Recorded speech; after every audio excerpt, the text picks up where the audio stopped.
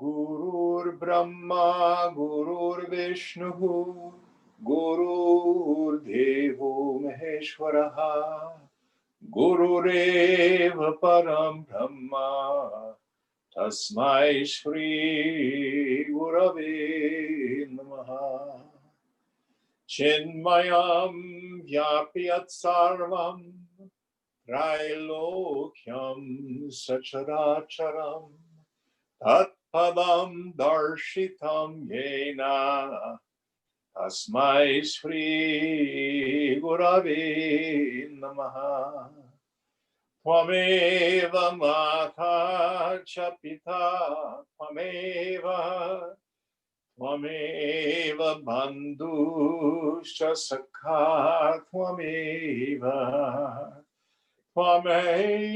Vidya Dravinam Tvameva Sarvam Mama Deva Deva Tvameva Sarvam Mama Deva Deva. Jai Guru.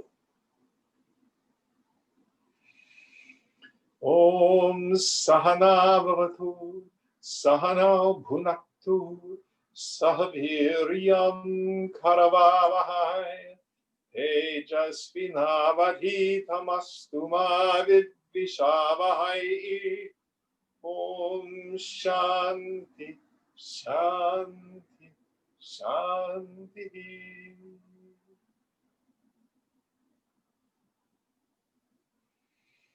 So we're in our second chapter, and I think we're on the 43rd verse. And as I have mentioned before, in the second chapter, I call it the Table of Contents chapter. It's called Sankhya Yoga, the Yoga of Knowledge. In it, our poet Vyasa sets forward in brief pen strokes all the major ideas that he's going to cover in depth later on in the Gita. And we finished the section on what I call spiritual anthropology, where we talked about how it is the physical body that is born, goes through life, and dies. And it is the subtle body that moves from incarnation to incarnation. But the self is birthless, changeless, and deathless.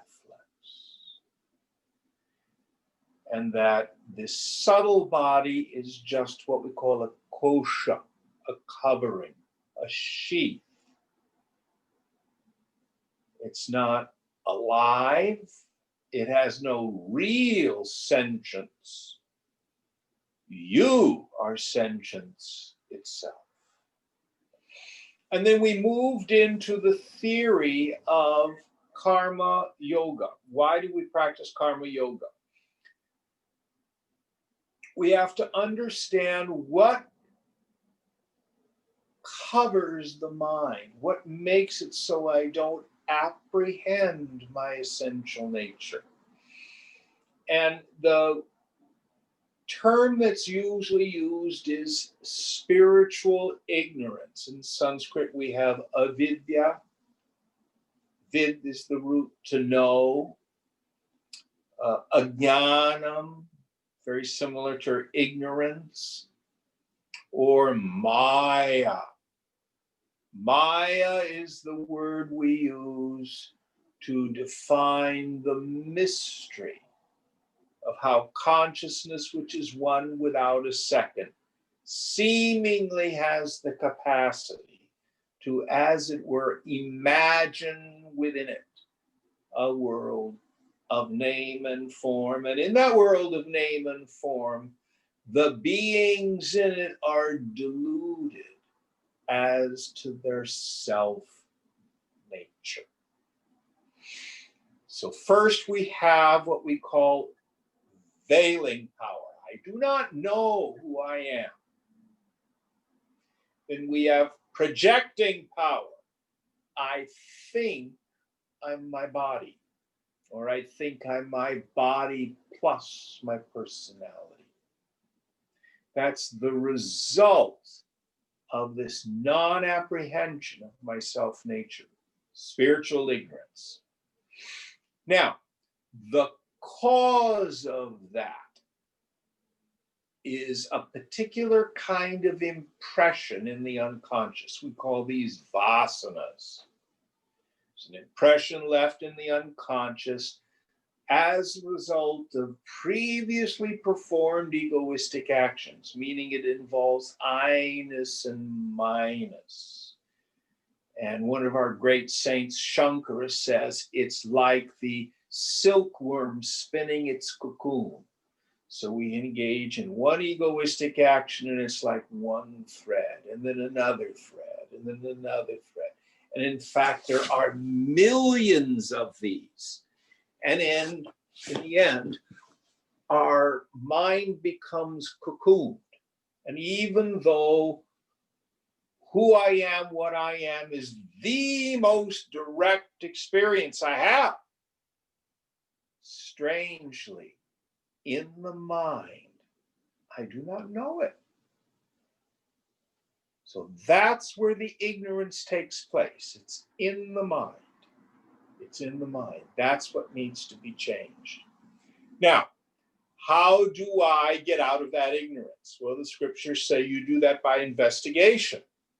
Well, that investigation takes an incredibly subtle mind. Most of us, when we start this process, our minds are pretty gross. They're pretty dense. And we have a lot of desires and a lot of attachments and a lot of aversions. We get upset a lot. So it's very difficult for us to quieten way, way down. So what the science of self-knowledge discovered was a very effective means of exhausting, of purging this agitated mind, what we call vasana purgation. And this is what karma yoga is about. Every being is impelled into activity helplessly. Every person, we'll just talk about people for now. How? By the pressure of vasana. You're just sitting around, and then all of a sudden you become restless and discontent. And I want this, and I need that, and I want to get rid of this and acquire that. And the cause of all that is vasana pressure. Now, many people go into the spiritual life and they see these teachings about renunciation, and they think that they can just get rid of their desires by getting rid of the objects or the activities. Later on, Krishna is going to say the person who gets rid of the objects of desire but allows the desire to remain behind is verily a hypocrite. So you do that, and all you do is spend all your time longing for the stuff you're not having. It doesn't work. So what we have to do is use the material we have to act in an intelligent way so that we exhaust our vasanas without creating new ones. And there are 5 elements to this karma yoga. The first one, act. You can't get freedom by sitting still or withdrawing or trying to escape from the world. Doesn't work. How should I act? According to our swadharma, the law of my own being, my own vocation, my own calling. I love what Joseph Campbell used to say, follow your bliss. Spend 8 hours a day or more, most of us, having to make a living.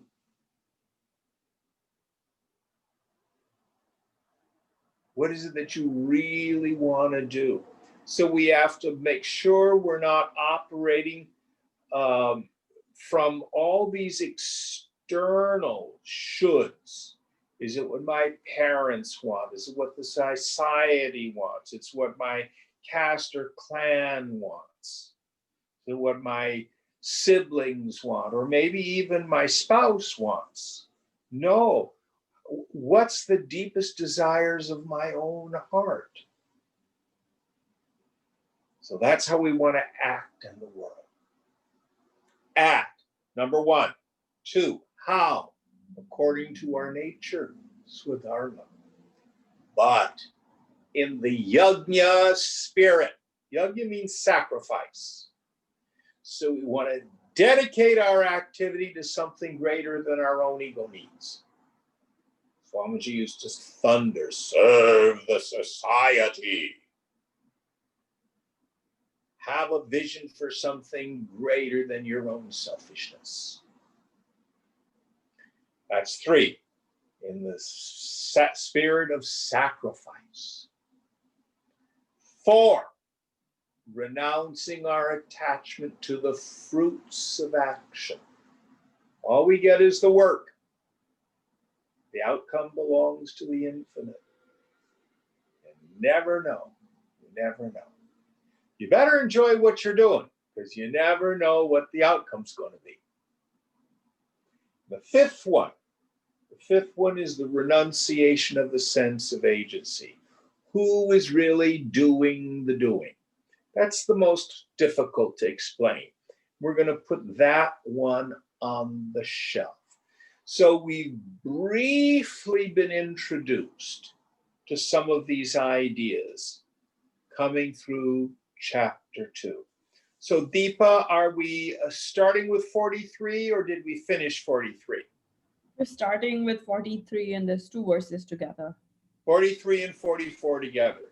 Would you help us out, please? Sure. Just a sec. Can everyone see my screen okay? Yeah. Yep.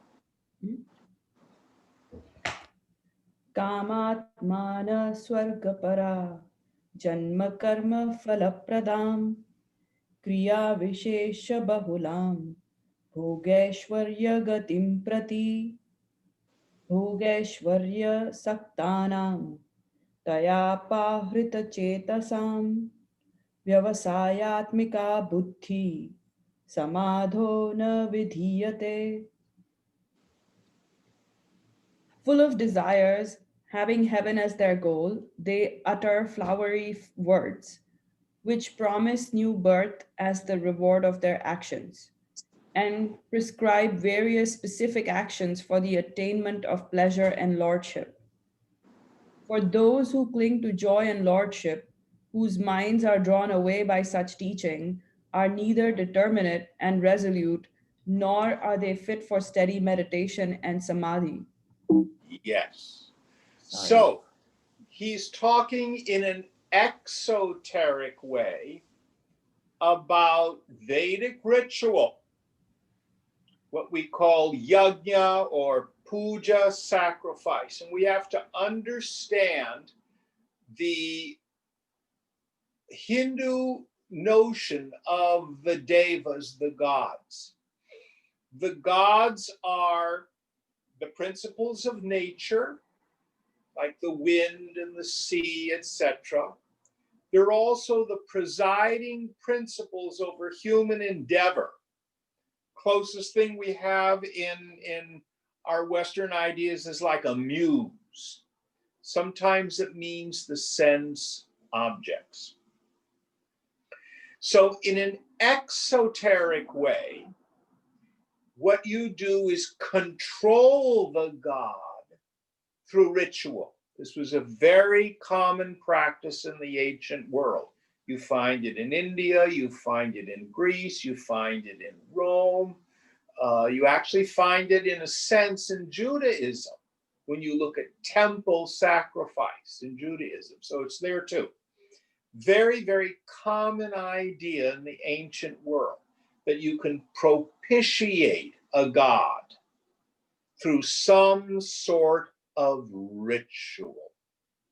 And the end result of ritual is what we call artha, which is wealth in some form, meaning I get what I want. Actually, even today, whether people realize it, they're still practicing that kind of ritual.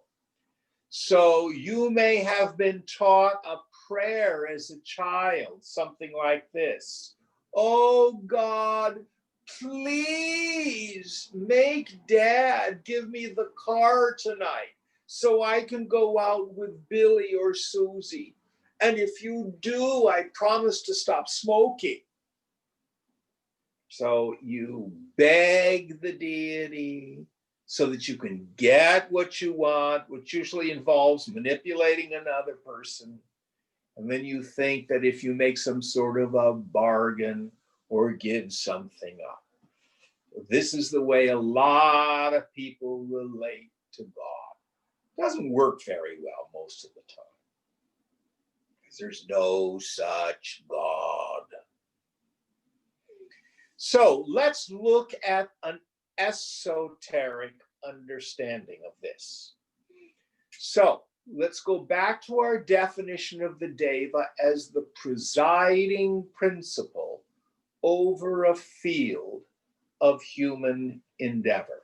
So let me just talk out of my own direct experience. So many of you know that before I retired, I was a professional musician. One of the things I did is I used to teach singing. And I had a lot of young people. Lots of young people, they want to study voice and they want to be a famous singer. And one of the questions along the way that I would ask them is, do you want to be a musician or do you want to be a celebrity? You have to look at that. They're not the same thing. If you want to be a celebrity, you're probably better off being a Kardashian. It's a lot easier. But if you want to be a musician, then what you need to do is serve music. Meaning, you practice every day, you work on your craft. You know, I learned very early on that talent is cheap. The ones who usually have the careers are not the ones with the fabulous voices who never work. It's the ones who work, who practice, who serve that deva, the music god. And they make music because they have something they want to say with their music. They have something they want to communicate to an audience. Live music is as much about communication as anything else. What you're not thinking about is, how much am I going to get for this gig? Will they like me? I love the applause. I'm going to spend all my time, on Facebook, building an audience and things like that. That's building celebrity. Now, they're not mutually exclusive. But if you really want to do it for selfish, egoistic reasons, you thicken this vasana bundle, I-ness and minus. It's all about me, it's all about me, it's all about me. And then it agitates the mind, and you're dealing with jealousy and competition and fear of failure, fear of success, all this kind of stuff. But if you other-center the attention, put it on the music, or put it on the idea of communicating the song to the people who are hearing you, everything starts to change. Everything starts to change. Now, that's just the field of music. It can be in any field of endeavor.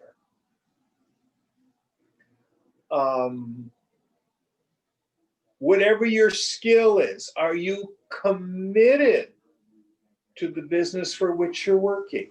Or are you there just because they pay you a lot of money? So what Krishna is saying in this verse is we need to look at this third element we talked about, the yajna spirit. Dedicating our activity to something greater than our own ego needs. Now, for Indians, another way to look at that that's very common. You may have grown up in a home, and when your mother would fix the meal, did she take a thali or a plate or anything and take it over to the family shrine, what we call the mandir, and place it in front of the god? And then after you'd done that, then she would take the food and put it on the table. Many Indian homes have that. Why?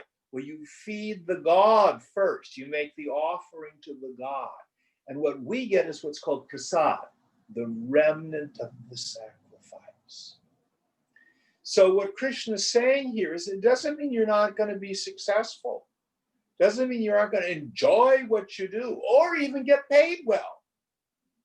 But the primary focus is on serving that presiding principle over human endeavor, serving something greater than your own selfishness. If we're serving only our selfishness, he says, you verily are accruing sin. You're going to go to the lower worlds. What does this mean? It means we further make the mind denser and grosser. And it makes spiritual evolution more and more difficult. This is an incredibly important principle. What Krishna is saying here is, today, you get a new employer. From now on, you're working for God. You know, one of our members in the Sangha, Aditi Shah, has made these coffee cups. And if you wished, on the bottom, you could have a little slogan. Mine says, "Good morning, God. This is Jim reporting for work today." That's the idea. Now, what do I want? How am I going to be famous? How am I going to be powerful? But how can I serve? How can I make a difference in the world? Serve the society. Take your gifts. Exhaust ourselves in love. Serving something greater than our own ego needs. Any thoughts or questions on this idea before we go on? Just unmute yourself and ask.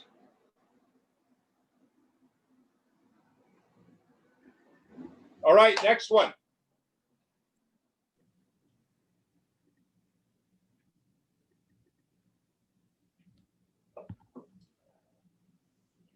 Tregunya Vishaya Veda Nistraigunyo Bhavarjuna Nirdvandvo Nitya Sattvasto Niryogakshema Atmavan. The Vedas deal with the three attributes. Be you about these three attributes, gunas, O Arjuna. Free yourself from the pairs of opposites and ever remain in the sattva, goodness, freedom from all thoughts of acquisition and preservation, and be established in the self. So we've left for now our discussion of karma yoga, and he's now switched gears and he's introduced the teaching around the three gunas. Gunas means an attribute or a quality. In Sanskrit, it's also a pun. Guna can also mean a rope. So we are bound by those attributes of the mind. We're bound like being bound by a rope. Ha ha ha, it's funny. So what are these three gunas, these three attributes? Tamas. Tamas is the principle of inactivity, of dullness, of lethargy, of indolence,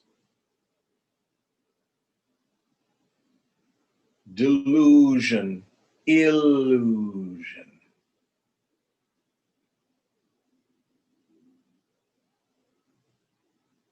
Mañana, I'll do it tomorrow. I don't want to get out of bed. I just want to pull the covers over my head. This is the state of tamas.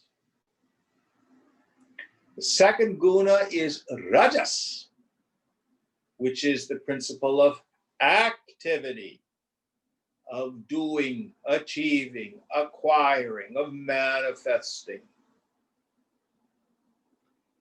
It's in rajas that all my mental agitation happens. Jealousy, envy, anger, competition, ambition, disappointment, revenge, fear, all that stuff is in the state of rajas. Some people deal with the suffering, being restless, irritable, and discontent. That's the rajasic mind, by what I call fixing it, meaning I eat at it, I drink at it, I drug at it, I gamble at it, I sex at it, I sleep at it. I do something to fix the feeling, to soothe the feeling. So what I do is I try to move the mind from rajas into tamas, because when I'm unconscious, which is what tamas is, it doesn't hurt so bad. The only problem is it's always temporary, and we have the law of diminishing return. So I'm not feeling very good. I'm just going to have some chocolate. Well, the first chocolate is wonderful, but if I eat the whole box, one cocktail is nice. Oh, I feel relaxed. That's so good, I think I'll have 10 more. And then you've got problems.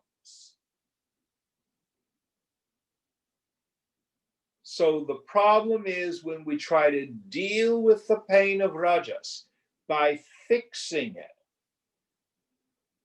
moving the mind into tamas, it's always temporary. Your mind comes back to the sorrow, you wake up from it, and then you want to do more tamasic behavior to bury the feelings. So what we want to do is engage in, frankly, karma yoga. That's the way to deal with a rajasic mind.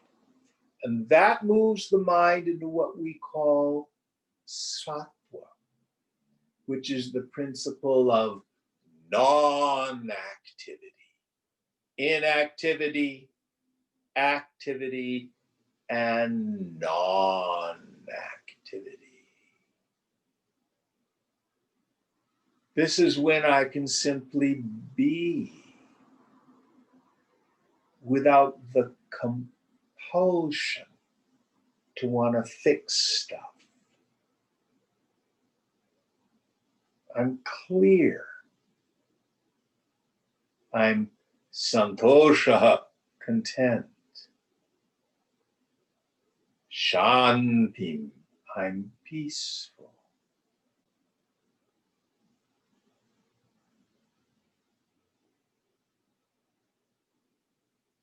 Happy mind is the sattvic mind. Now, we have an apparent paradox here. In this verse, the first thing Krishna says is, Arjuna, be you beyond the gunas. Meaning, I am ever the witnessing consciousness, the pure awareness that watches the play of the mind. Listen very carefully. The way to heal the mind is to get out of the mind. Many of us try to heal the mind from within the mind, manipulating various thoughts and feelings, reframing things. Yoga says, get out. Take on the viewpoint of what we call Sakshi Bhava, the witness. Take on the attitude of the witness. So the mind will move through the play of the gunas. I always use eating pizza as an example. Here I am at home, and all of a sudden, I want some pizza. Get my phone and, oh, pizza place, deliver the pizza. Then wanting. 45 minutes before it's delivered. Then the pizza comes. Pay the pizza guy. Then I get the pizza, open the box. Oh, it's hot. Finally, it's cool enough. I get my piece of pizza and so the mind goes from rajas momentarily to sattva, no desire. And then what happens? Tamas. Then another desire emerges, ice cream. And the whole thing starts over again. Rajas, sattva, tamas. Rajas, sattva, tamas. Don't believe me. Watch your mind and see if you cannot see this play of the gunas. And what we find is if we get out of the mind and not pay a whole lot of heed to it, don't worry about it or not. He brings up the idea of having this samadrishta, this equality of vision, not being too concerned about positive experiences, negative experiences. They're all going to pass. Deepa and I were talking today, and she was mentioning at this Vipassana retreat that she went to, they stress the quality of anitya, when things are not eternal, impermanence. One of the things the yogi wants to learn is all feelings will pass. When we're in a feeling, it feels like it's a permanent state. If you get out of the mind and just witness it, in time it passes. Shake, rattle, and roll. It's okay. You're sad, weep. You're angry, scream in a pillow. But a feeling doesn't necessarily have to impel us into action. Watch the thoughts, virtuous thoughts and vicious thoughts, success and failure. See if you can cultivate this equality of vision. Just watching the gunas play, watching them play. Now it's paradoxical. If we get out of the mind and watch the mind starts to change. And we find that if we're not running agendas all the time to fix stuff, be here now, put our mind where our hands are working. The mind shifts, starts to settle down, and becomes sattvic, which is where happiness is. So the bhogi, this is an enjoyer, a person who lives life from the philosophy of bhoga, enjoyment. A bhogi tries to satisfy as many desires as possible to get happy. The end result is more desire. The end result is usually disappointment. Even when you get what you want, it cannot deliver anything permanent.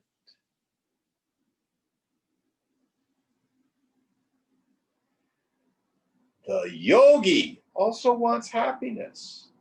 The yogi practices yoga. How am I going to find happiness?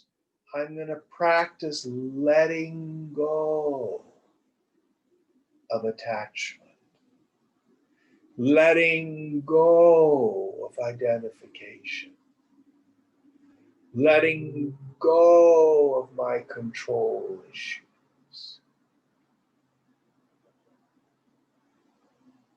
I was talking with a young fellow today. He works in the microbiology field. And he's annoyed at his manager again. And the manager's not doing it right. The big question is, and then he wants to set a boundary. The next time there's a presentation, I'm just not going to do his work. You can do that. You can do whatever you want as a yogi. But how do you think that's going to work out? Think it through. First of all, do you think you're trying to punish him? Do you think that that's going to change his behavior, or do you think it's just going to make him defensive? If you start with the notion, he's probably never going to change. What do you need to do? First of all, to serve something greater than your own ego, meaning the project you're working on, the company you're working for. What do you need to do to keep your own serenity? You might think of giving up trying to change him.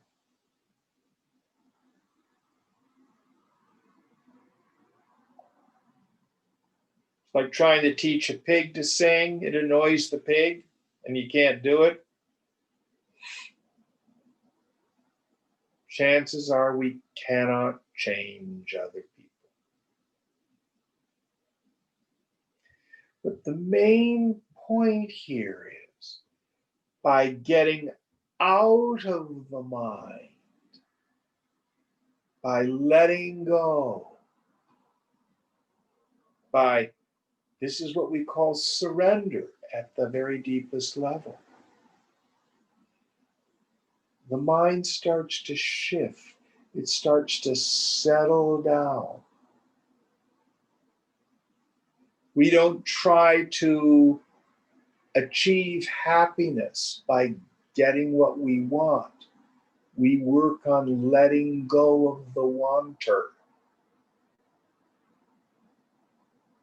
giving up the attachment. We find the mind moves into this sattva.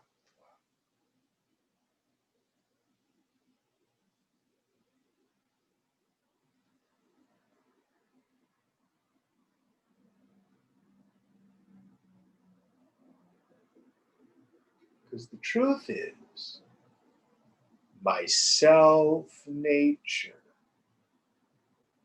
is happiness. And the sorrow, the suffering, comes from vansha, from desiring, kama, craving, spriha, longing, trishna, thirsting, all these various words.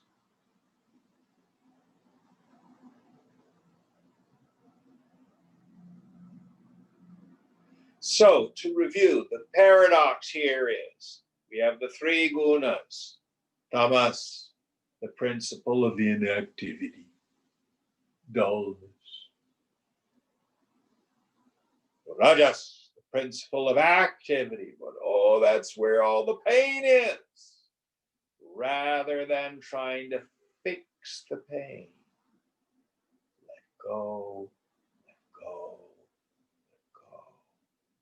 That moves the mind into sattva.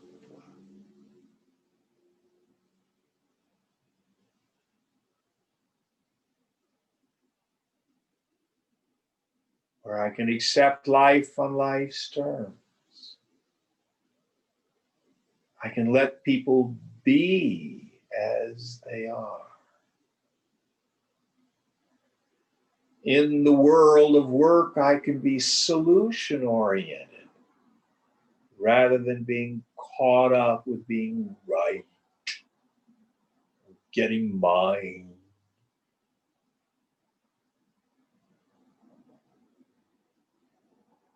Any thoughts on this?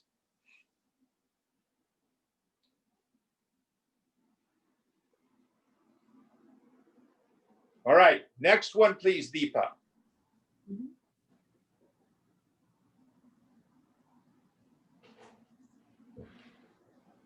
यावनर्थ उद्पाने सर्वतः सम्प्लुतोदके तावान् सर्वेषु वेदेषु ब्राह्मणस्य विजानतः. To the Brahmana who has known the self, all the Vedas are of so much use, as is a reservoir of water in a place where there is a flood everywhere. So the Brahmana here doesn't just mean the priest class. It means someone who's a knower of Brahman. Brahman is the ground of being, ultimate reality. So for the person who's a knower of Brahman, the pleasures of the world are like a thimble full of water poured into the ocean, or some reservoir of water when there's flood everywhere.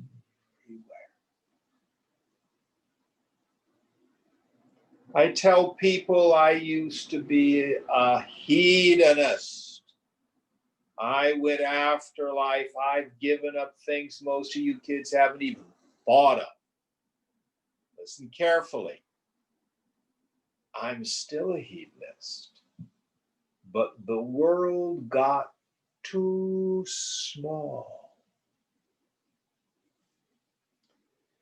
The world is just trinkets and baubles. It's so little. The pleasure it's capable of giving is so stingy. I had a friend who used to say that's 95 cents worth of work for a nickel's worth of pleasure. It's just bad economy.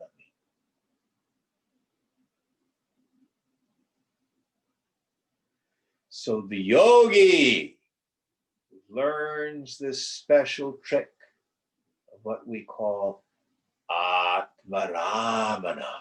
Ramramati means to rebel. So the great saint Ramana Maharshi, his name Ramana means he who rebels, or the god Rama, is the reveler. So the yogi learns this trick, being able to stop the mind, to let it come home. And this self-abiding, it's so blissful, and it's so clean, it's pure, and it's free. And wherever you go, there you are. It's always available. It doesn't cost anything. You don't have to look your best. It won't rot your liver. And there's no end to how deeply the mind can revel in the self. It just keeps getting better and better and better. It's endless.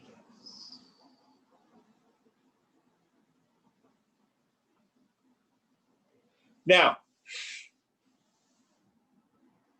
I always like to use the example of the tricycle and the bicycle.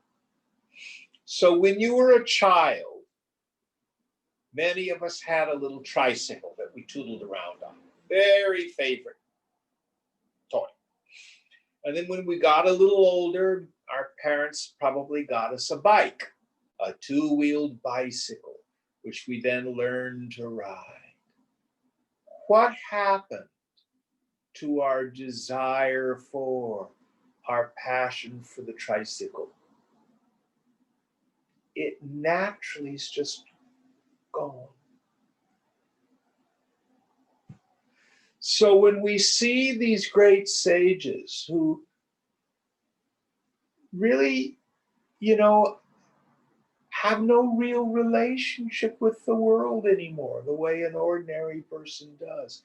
There's no addictive relationship with the world. What's happened? They just have a better playground. That's all. The world just got too little. So they leave it behind to revel in the infinite.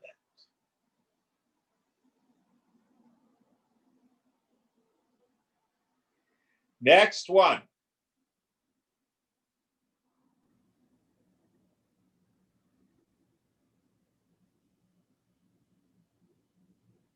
Karmanye Karmanyevadikaraste Ma phaleshu kadachana Ma karma phal heturbhurma Te sangostva karmani. Thy right is to work only, but never to its fruits. Let the fruit of action be not thy motive, nor let thy attachment be to inaction. Yes. So here again, Krishna is returning to one of these principles of karma yoga. This is one of my favorite verses. Thy right is to work alone, never to its fruits. And the answer is not inaction, refraining from work.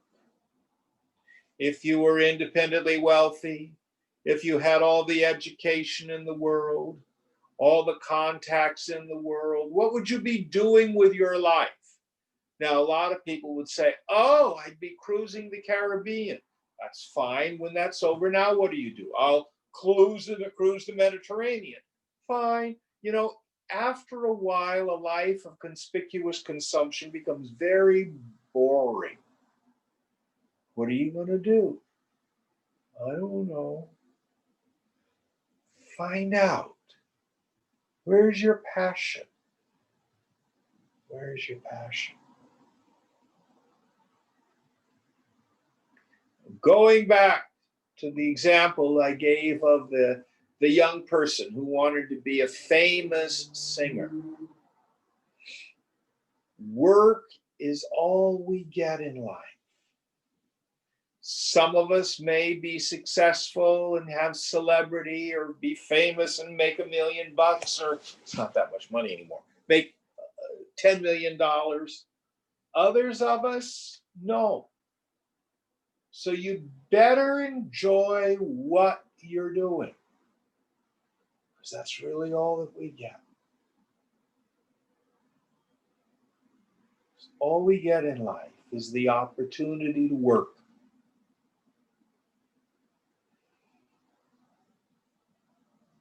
Thy right is to work alone, never to its fruits. Later on, Krishna is going to say, I am the karma phala data. I am the giver of the fruits of action. Think, if hard work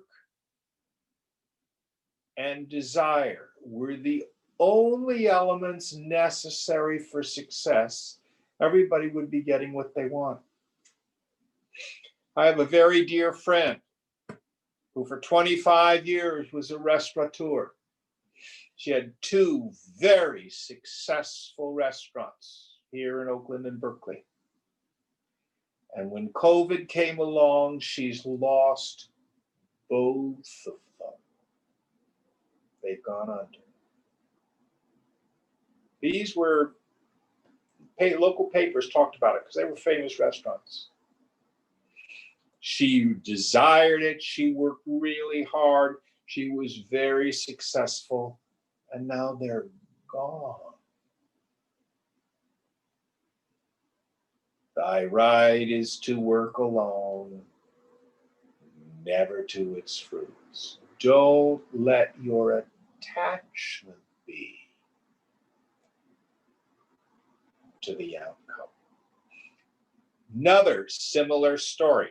I had a student who was working in US Customs, and he always thought, I would like to be a lawyer. And he had this image of himself in a law office on Union Square with a 3-piece suit and maybe smoking a pipe, and occasionally going to the what was the club that they had on top of the, can't remember the name of it, very famous private club.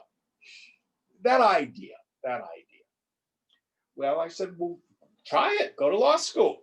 He enters law school and he finds that doing the law is a whole lot of research and a whole lot of writing.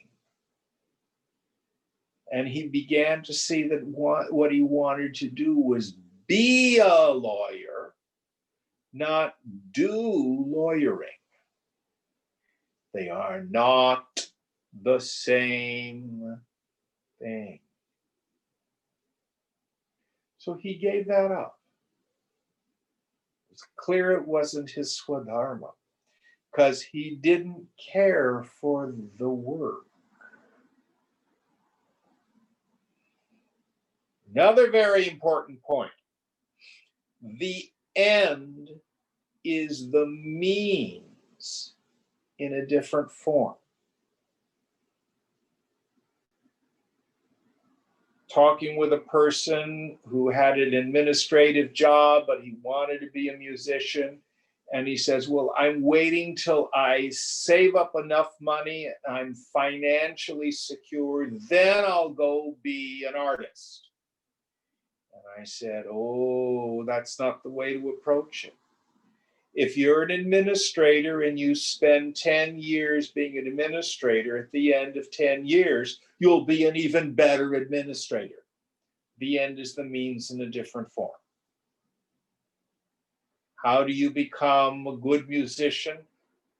Do music. Take a risk. Put your time and your energy into doing what you're committed to. The Lord will take care of you. The Lord will take care of you. In fact, that's what's happened to him. It's all coming together because he's been willing to jump, take a risk, do what he loves. Hey, Jim, could I ask a question on that? Is that Fang? Sure. Yes. I asked this question about following your bliss, which as an individual definitely makes sense. But let's say, for example, you were married, you had young kids, you had a mortgage, maybe you had, like, I don't know, MBA loans. I'm just making up a story here. At what point do you maybe take the job with a higher salary because you feel like it's the responsible thing to do, versus maybe it's not the job that really is following your bliss, but you feel like there's an obligation to pay things back, and that happens to be the best opportunity you have to get the loans paid back, for example? Well, there are other things going on, like, do you like being a mother?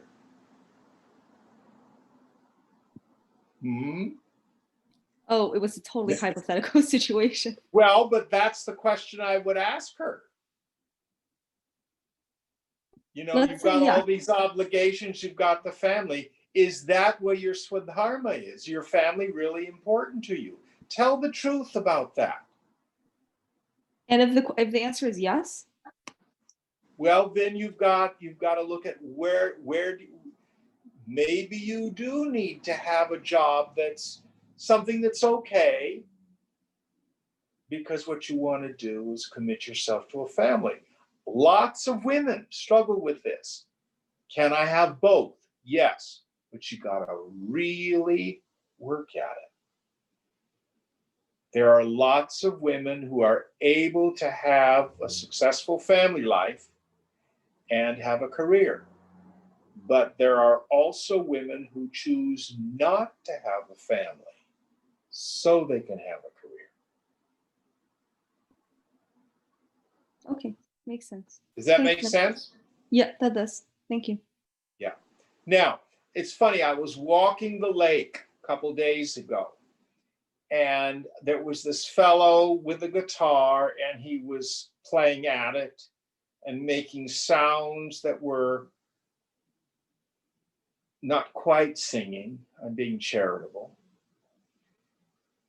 And it brought my mind back to all the instruments I've bought over the years, intending to learn to play them. At one time I bought a lute. I just thought it would be so cool to play, Elizabethan songs on the lute and sing those songs of John Dowland. I never learned to play the lute. And this is when I was really young. Then I got a concertina. Oh, I had this vision of being down at the Ferry Building and playing Neapolitan songs on my concertina and then singing and, being able to be a street singer, being very romantic. I never learned to play the concertina particularly. At one time, I bought a Hammond C3 organ. I decided I was a pianist. I wanted to learn to play the organ. Did I ever really bother to take organ lessons and learn to play the organ? No. And I just thought it was very interesting. I had all these desires to be a lute player, to be a street singer doing Neapolitan songs with a concertina, to be able to play a Hammond organ. But I was unwilling to work. Even as a singer, I was pretty half-assed about it. Now, my yoga, that's a different story. That's been the great passion of my life. There's been no struggle. I've worked hard at it. I've kept at it for 45 years. It's really what's very obvious. The Lord sent me here to do. How do I know that? Because I love it. I can't not do it. It fascinates me, it interests me, it draws me, and I'm willing to spend a lot of time doing it. So these things become clear.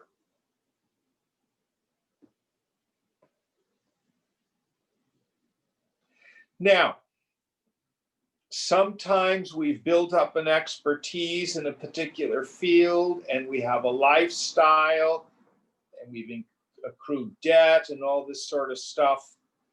And we figured, I'm not really doing what I'm supposed to be doing. And you can change, but it takes attention and energy. I'm thinking right now of our friend Vivek, who used to chant Gita shlokas. And he's taking a hiatus. When I first met Vivek, he was a working architect. And he decided he was kind of done with that, just being in a little shop, doing design that wasn't interesting anymore.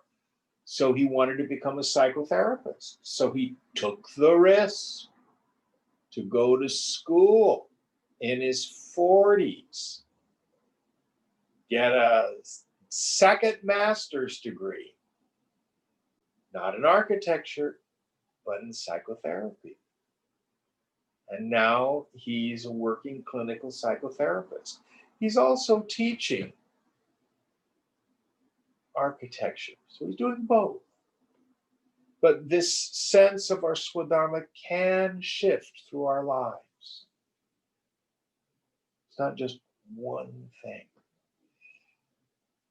But if you have a soul-crushing life, it's a spiritual sin. You need to take a look at what's going on and maybe make some different choices. Sometimes, if we cannot do what we love, we work on learning to love what we're doing. And that's possible too.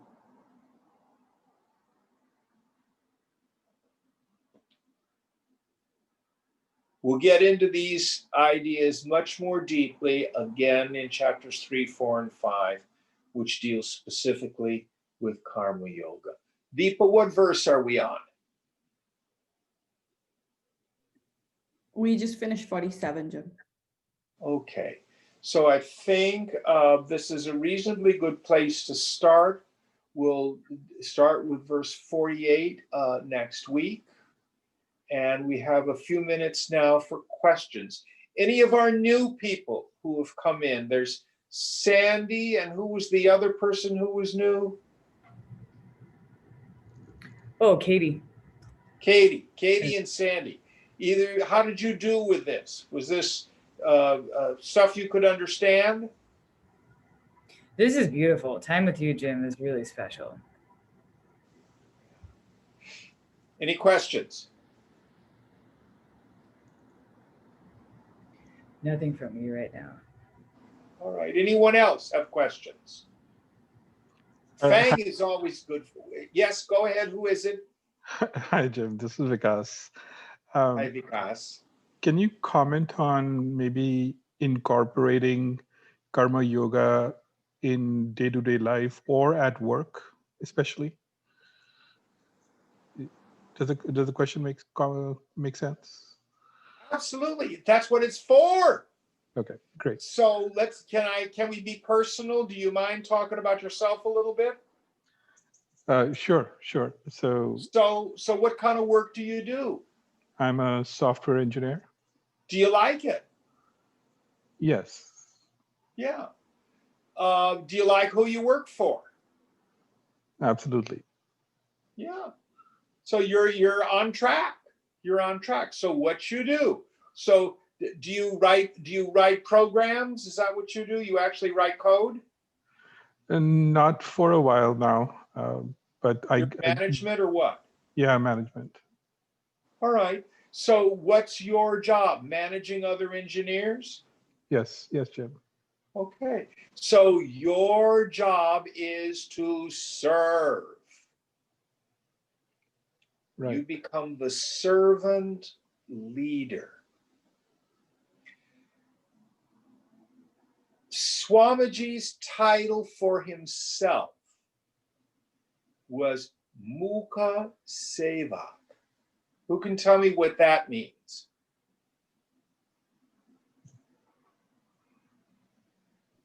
You mean lip See- service? Hmm? Did you mean lip service? No, means head servant. Oh, Mukha okay. means face or mouth or head. Right. Okay. I like lip service better. That's good. That was good. But he was the head servant, even though he was the head of the Chinmaya mission. His job was to be our servant. So I've talked a lot with my brother. My brother is a retired colonel in the US Marine Corps and an evangelical Christian, or was. He's kind of moved away from all that. But one of the things that he learned there was you don't manage by fear. You don't manage by intimidation. You don't manage from the sense of I'm in a position higher than you, and you know the military is highly hierarchical. But an officer is a servant leader. I'm going to tell you a true story. Do you know who James Mattis is? Yep. So for those of you who don't know, he's the former Secretary of Defense in the Trump administration. He's a retired Marine Corps general. He's a brilliant man. He reads Marcus Aurelius in the Latin. They call him the warrior monk. He's never married. One of his jobs, my brother used to work for him. That's how I know about all this stuff. He was the commanding general of CENTCOM, which was the central command that was in charge of the whole Middle East. And it was actually headquartered in Florida. And it was a holiday. I think actually it was Thanksgiving. And one of the guys you have on a base is called the officer of the day, the OD. And it's usually like a lieutenant. And the lieutenant, who was the officer of the day, had a family. And Mattis said, look, I will take your duty post. You go home and spend Thanksgiving with your family. So a news person comes on to the base, Thanksgiving. I'm not sure what he was there for. So he comes to the guard, shows his credential and says, who's the officer of the day? And the guy on guard duty, who would be an enlisted man, says, oh, General Mattis. He says, no, not the commanding officer. Who's the officer of the day? Thinking it's going to be some lieutenant. He says, no, it's General Mattis. So General Mattis comes out of the guardhouse in his full dress uniform just to take care of this situation. The servant leader. And the example that it sets for all the other people in the chain of command.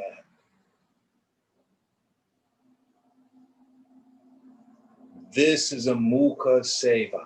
This is a servant leader. So these are ways in which karma yoga very practically can be of enormous value in the work situation. It's a very different vision of leadership. You know, if you learn to be detached, then if you're managing a project, let's say there's a particular application that has to get out, And whether it's successful or it's broken and doesn't work, you don't take it personally. It's not about you. Be solution oriented. Be detached from the fruits of action. Now, your job, solve the damn problem. Thy right is to work alone, never to its fruits. So are you getting the idea of this, Vikas? Yes, definitely, Jim. Got it. And these are practical applications. Practical applications. And it works. It works. Yeah. I have some of you know my one of the members of our Sangha, Ron Groom. And he's an upper level manager for the FAA. And he keeps getting promoted, because he's a damn good yogi. No drama. He's good with people. He treats everybody as if they were Krishna. He doesn't get upset when other people are upset. He stays solution oriented. It's not about backbiting or advancing. He really works on finding talent and getting them to be promoted. He's not at all intimidated by other people who have talent. You know, that's a rare thing in the world of government bureaucracy. And how did he get that way? Karma yoga. He's been diligently doing this work. So it's eminently practical. And again, these principles, we'll go into them in far more depth when we get into 3, 4, and 5. Now, at your job, is there a particular issue that's thorny that you want to talk about? And maybe we can apply some of these principles. No issue. I wanted to see how one can bring karma yoga into an everyday practice without so that it's daily, I guess. Or yeah. Now, let's go back to your first answer. I said, well, what do? You know, you're a software engineer. Now, if you hated being a software engineer, then I would ask questions like, well, is it the engineering that you hate, or are you working with a bunch of jerks? You know, too frequently, it's not the work, it's the people. right. You see, and then well, let's look at that. Maybe, or you're not committed to the product that the company's doing. Do you think it's a lousy product, or do you think the people who run the company have bad values? Things like that. Those are things that, you know, we get to look at, and we get to make choices. We get to make choices. Yeah, makes sense. All right. Anybody else? Oh, we've run out of time. It's time to meditate. All right.